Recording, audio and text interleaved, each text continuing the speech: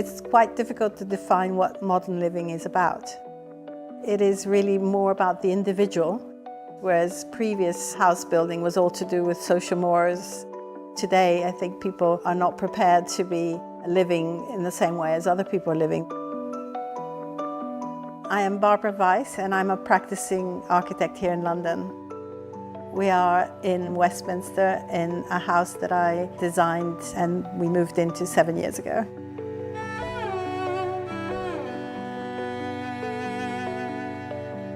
We took what was built as an old pub in 1927 and completely gutted it and changed it into a private house. Architecturally, of course, living in a building on a narrow street, you have issues of traffic noise and very little privacy at ground floor, which is how we came up with the idea of an upside-down house. Moving our main living spaces to the top where we could introduce skylights and open plan, and using the lower floors for bedrooms. We were somewhat concerned about losing our garden, and so we created one. We grow plants on the roof. We can see from here the trees close to the Houses of Parliament, so we do have a sense of being in an urban part of town. Good interior design is a mixture of accommodating how you use the house and bringing in character and memories and objects that have some sort of connection to you. My husband comes from South Africa, I come from Italy, and we have all kinds of reminders of these places we come from, and I think that's something that modern living allows, a level of eclecticism that previously would have been considered bad taste.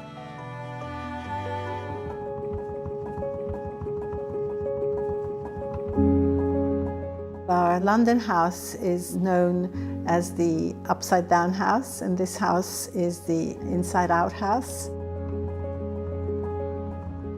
Houses in this country usually have a very bad relationship between the inside and the outside. Many cottages have tiny windows, very thick walls, and I come from a country where you do live very much inside and outside at the same time, and everything's flung open. I wanted to have a place that brought that love of the outside into the heart of the house. The house was originally bought to allow us to escape London. As much as we're urban people at heart, we really like the idea of having a place away from the city. Originally, we bought these two 1904 workers' cottages that had been combined by a previous tenant. And after many years of trying to figure out how we could extend the original house, we managed 2 years ago to complete the construction of quite a sizable new extension. The big problem is that I didn't want the new extension to be overbearing.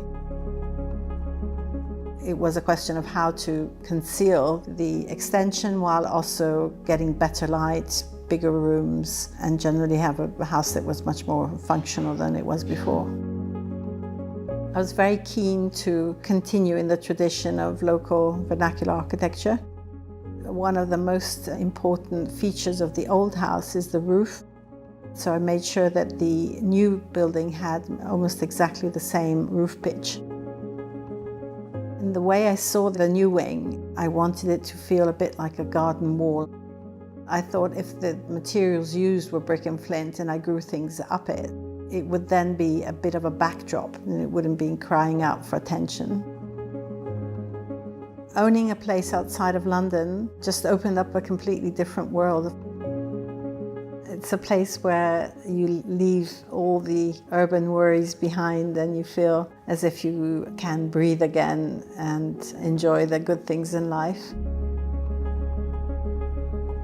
It was a discovery for me how much I really need and crave the natural life. I've been enjoying it more and more as years go by. It's been an exercise in mindfulness, getting to know this part of the world.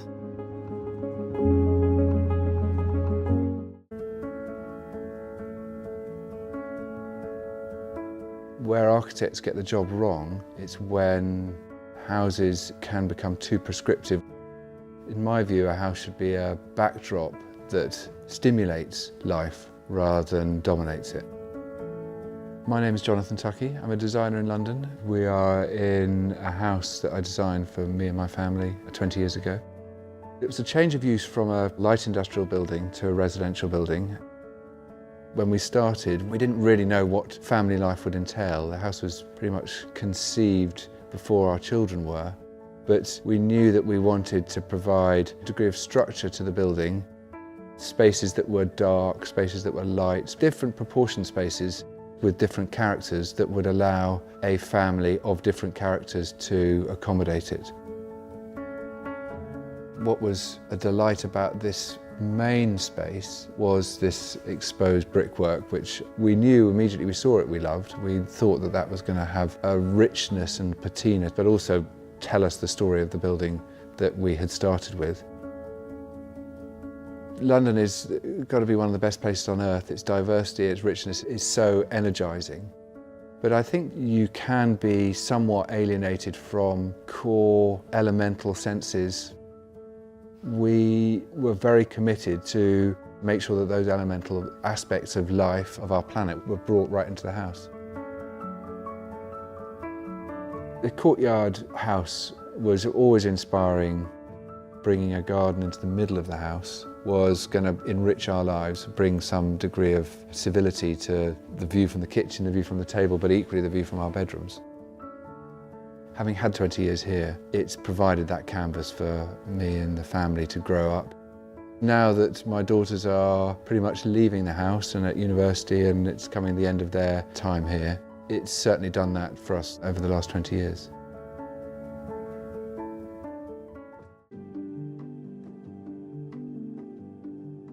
You come from the street, through a gate and a secondary gate, and you walk through a little secret garden, if you will, and you come through to a house that's virtually hidden at the back. There's a little clue to what's going on from the main road, but very little is revealed on the street itself.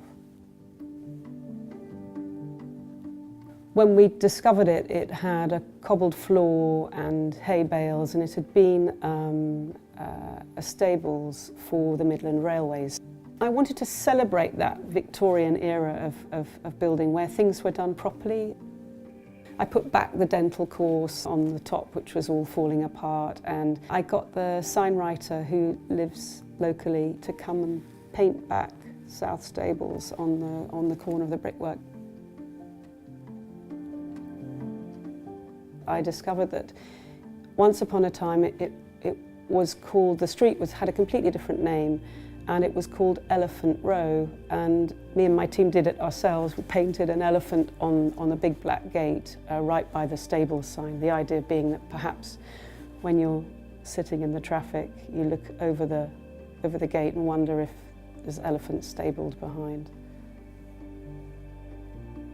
It sounds very contrived, but there's a scenography, I think, about the way I think through the way you might move through the house and the different thresholds and the element of surprise as you pass from one space to another, or don't even understand that perhaps leaning against a wall it might open.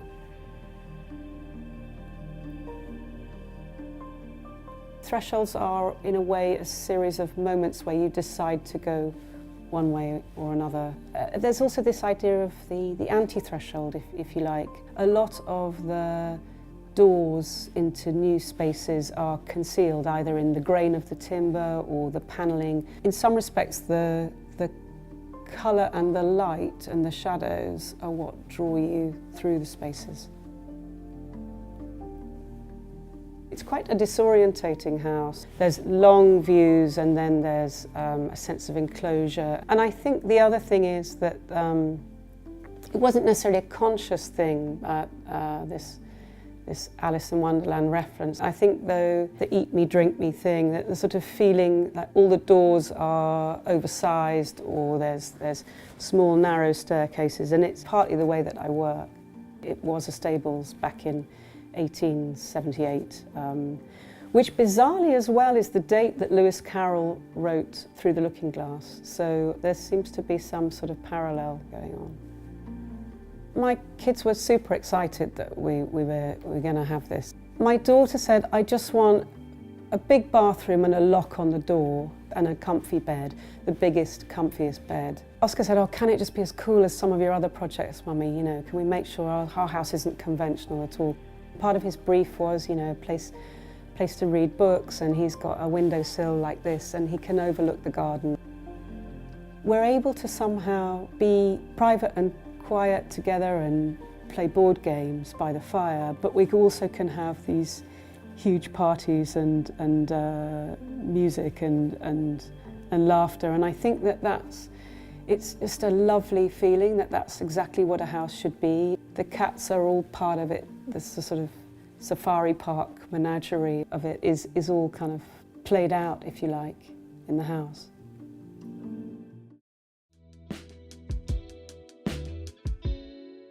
Hello, I'm Charlie Luxton and welcome to our house, which we designed and built about 4 years ago. When you stand up on the common, which is behind us, as you look across here, you don't really understand that there's a house here at all. It's tucked right down into the landscape. It's a kind of a real mix of architecture and nature. That's, I suppose, what sums it up. So we should go and have a look inside.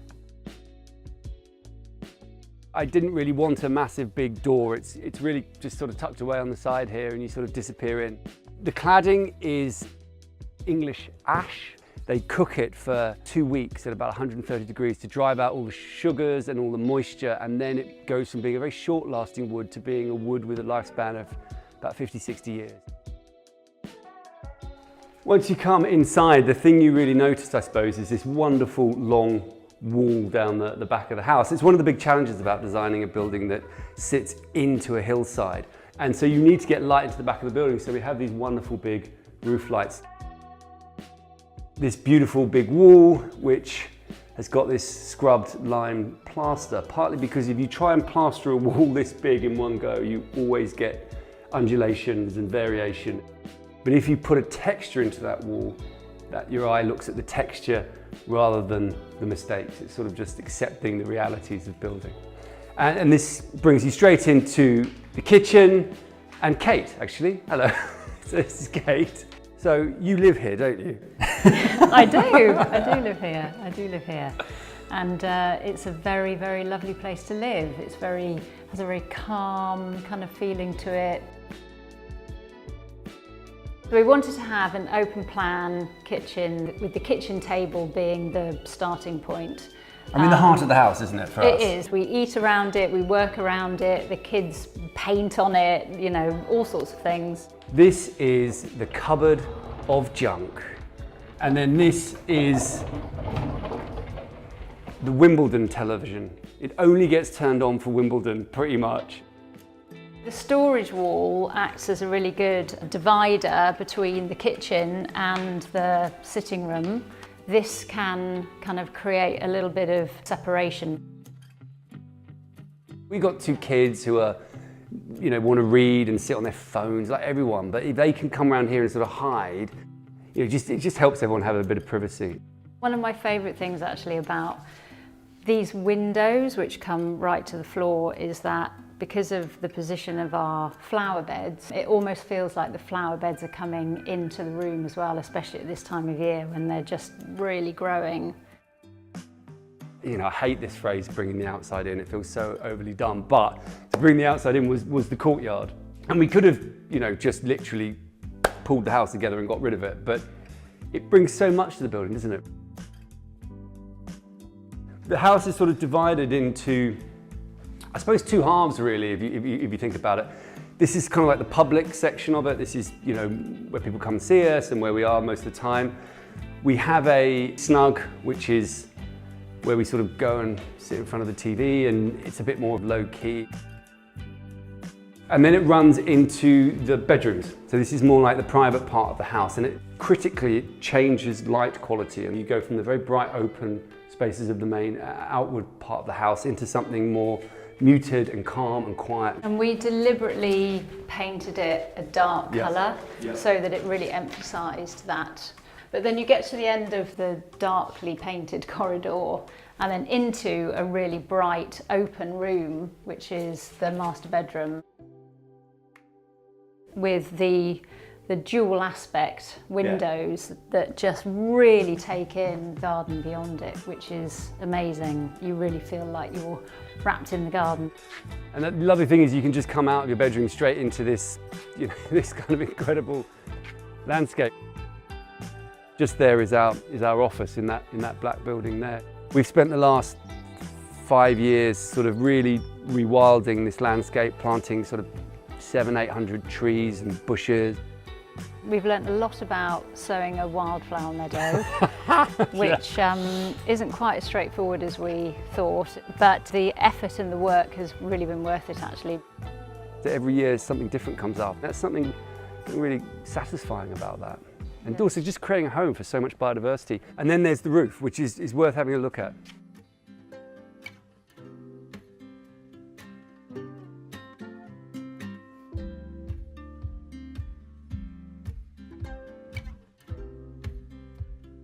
You know, I wanted to be an architect since I was about 13 or 14, and I think part of that was always about building my own house, because it all started off making dens and tree houses. So to do it for myself and my family has been an extraordinary experience. Having somewhere where the children can grow up, come home to, you know, have that haven, I think for all of us, I mean, that's what everybody wants, isn't it? We've been able to create somewhere really special to us. This is a living home. You know, there's friends staying, there's kids coming in, the dog running around. It is not some beautiful object that you don't, you know, you give it a good kicking and it lasts. And I think that's really important. This house is designed to take a messy, noisy, normal family, and it seems to do that well. I think that's a real success.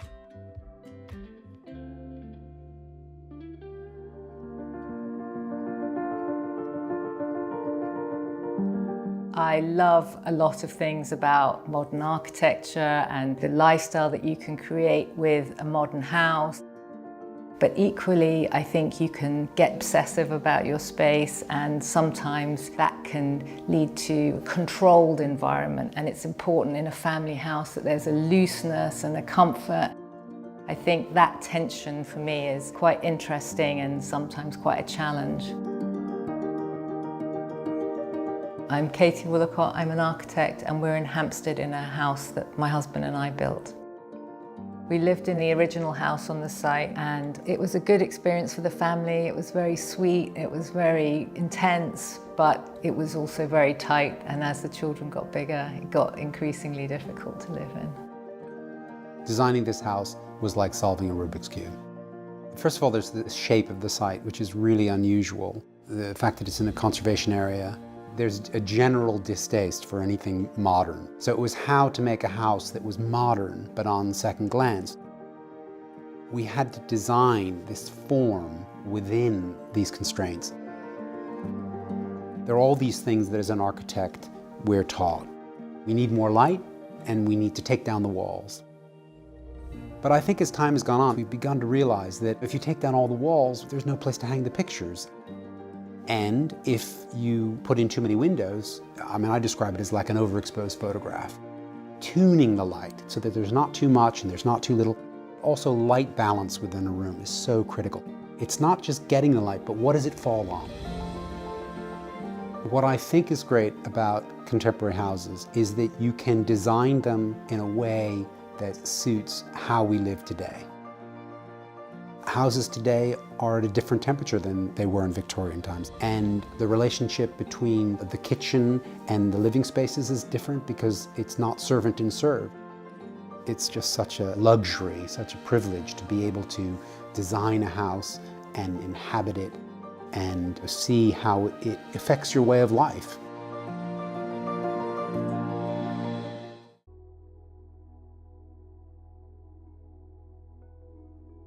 The house that was previously here was basically a 60s infill.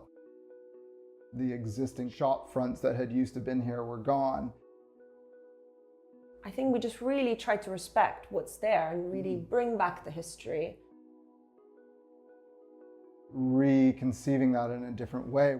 What does a contemporary residential shopfront look like? We feel like daylight and bringing in nature is so important to the experience of the space. So by having the side return not filled in, bringing the garden closer into the living room. The way that the house connects to the garden, it really offers up this incredible calmness. I enjoy just kind of just sitting and watching the wind blow through the plants.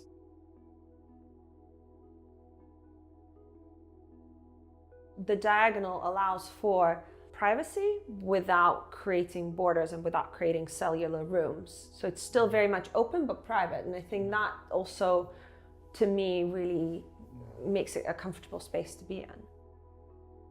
So many of the spaces are designed into it and they're quite small. You feel just really kind of protected within it. A majority of the furniture is built in, and that really adds to this kind of feeling of openness.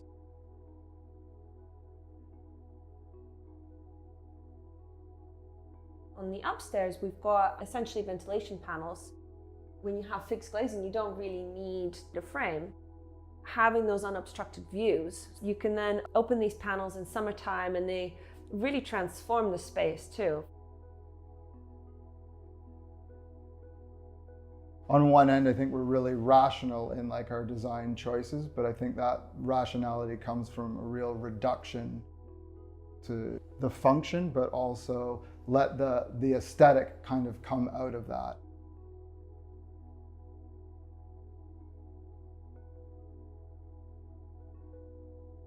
With the staircase, the industrialness, I think, comes from us really going down to the detail of what a product designer would go down to. With the skylight above kind of and the perforations allowing the light to kind of come in and kind of enter into, you know, the darker area of like a traditional Victorian terrace. On the other side, allowing the air to circulate up through the house. We were running the studio out of our front bedroom in our old place. I think having this separation actually makes a massive difference. Even like the short walk through the garden every morning, it really kind of helps. And then it's also really inspiring sitting in the office and looking back at the house, because a lot of the times you have this beautiful back facade, but you don't really get to see it. We do like bringing clients through the house, definitely. What's the best way to show your portfolio of work than through something that's actually built? This is what we're about, distilled into a built piece. We're in such an amazing position to actually live with our design, right? I think like as an architect, this is like such an incredible opportunity. It's been an amazing learning experience. Really explore and understand who we are as a practice. And this is where the professional meets the personal, and I think that's where we can strike the balance. And again, in the future projects, when talking to clients, I think we would have both angles of the picture.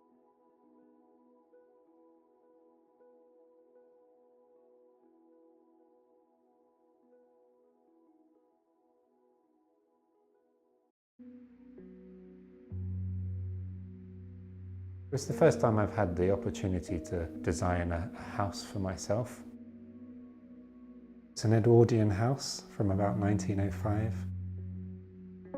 We extended at the rear, we converted the loft, and then did a low energy retrofit, and that involved insulating the entire house, triple glazing, airtightness, and MVHR. The back of the house is north facing, so really the key was to open up the house at ground floor to bounce the natural light around a bit more. What we've tried to do at the same time is not make the entire house completely open plan, and we've kept some partitions. With the garden, rather than having a patio just outside the door, because it's north facing, you're never really going to sit in the shadow there, so That meant we could bring the planting right up to the door and the window and have the sitting area slightly further into the middle of the garden. It's about working with the orientation and responding to what you have.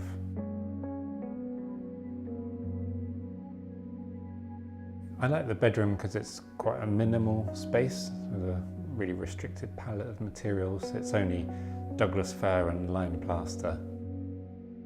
We wanted to create a full wall of curtains, so it really feels like part of the architecture. In winter, temperatures are stable throughout the house. There's no cold spots near windows.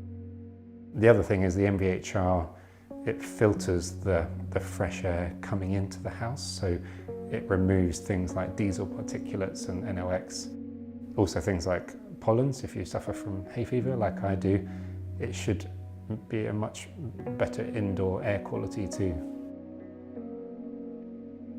With both the finishes and the structure of the house, we've tried to consider embodied energy as carefully as possible.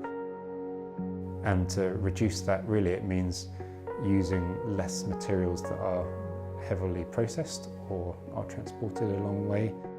So we've tried to use stone and timber wherever we can, avoiding the use of concrete and steel wherever possible. The key thing that I learned during the process of doing a low energy build is that it's really important to keep an eye on the air tightness. I think there's lots of simple things that you can do, and even if you're not doing a low energy retrofit, you can quite easily have draft-proof letterbox covers. You can properly seal existing doors and windows. You can add secondary glazing really cost effectively, so there's lots of low-hanging fruit. It's just thinking about decisions carefully, because you can do a lot that doesn't have any impact on the budget but will save a lot either in embodied energy or energy in use.